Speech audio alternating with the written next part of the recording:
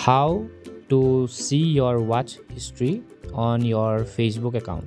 So if you have seen a video while scrolling 1 year ago, maybe 2 weeks ago, and now you want the video to for any reasons, and you want to see the video for a particular reason, but you cannot find a watch history option on your Facebook account. The truth is there is no watch history, but there is another way. You can try. There is another way. The way is, if you have liked the video in your past, you can find the video.